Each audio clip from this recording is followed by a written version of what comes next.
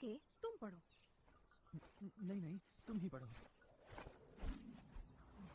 एक बार एक गांव में 3 भाई एक सुनसान सड़क पे जा रहे थे। शाम का वक्त था। चलते चलते वो एक ऐसी नदी के पास पहुंचे जिसे पार करना नामुमकिन था। लेकिन चूंकि वो जादू करना जानते थे, उन्होंने अपनी छड़ियां घुमाई और एक पुल बना दिया। इससे पहले कि वो नदी पार करते, एक काली परछाई ने उनका रास्ता रोक लिया। वो मौत थी, जो हारा हुआ महसूस कर रही थी, क्योंकि आम तौर पर लोग नदी में डूब जाते थे, पर मौत चालाक थी। उसने उनकी सफलता पे उन्हें बधाई दी और कहा कि वो उन्हें तोहफे देना चाहती है, क्योंकि वो उसके हाथों से फिसल गए। सबसे बड़ा भाई, जो जाबाज था, उसने दुनिया की सबसे शक्तिशाली जादुई छड़ी मांगी। मौत ने तुरंत ही पास खड़े एल्डर पेड़ से तोड़ के उसके लिए वो छड़ी बना दी। दूसरा भाई घमंडी था। उसने तय किया कि वो मौत को और भी नीचा दिखाएगा, इसलिए उसने मरे हुए लोगों को कब्र से वापस बुलाने की शक्ति मांगी। मौत ने तुरंत नदी की तह से निकालकर एक पत्थर उसे दे दिया। फिर वो तीसरे भाई की ओर मुड़ी, जो कि तीनों भाइयों में सबसे विनम्र और बुद्धिमान था।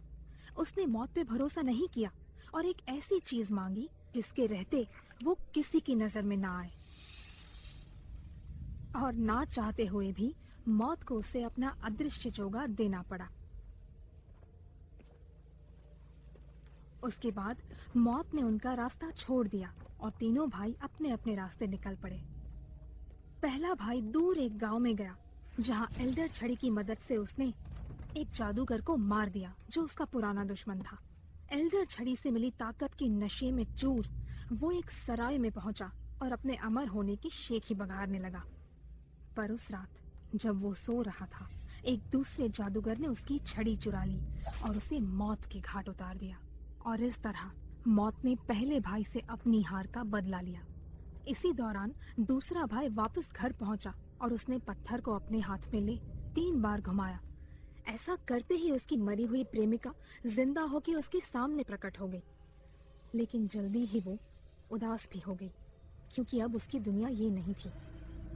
दूसरे भाई ने निराश होकर आत्महत्या कर ली ताकि वो दोनों साथ रह सके।